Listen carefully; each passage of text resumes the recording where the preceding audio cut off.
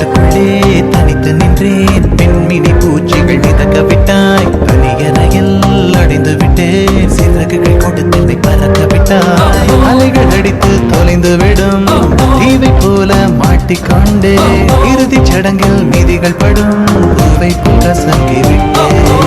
தெய்வம் பூமிக்கு வருவதில்லை. தாயை பதிலுக்கு அனுப்பி வைத்தான். தாயும் இங்கு எனக்கு இல்லை. எனக்கு ஒரு தாயை அவன் உருவில் தந்து தோழியா என் காதலியா யாரடி என் கண்ணே. தோழியா என் காதலியா யாரடி என் கண்ணே.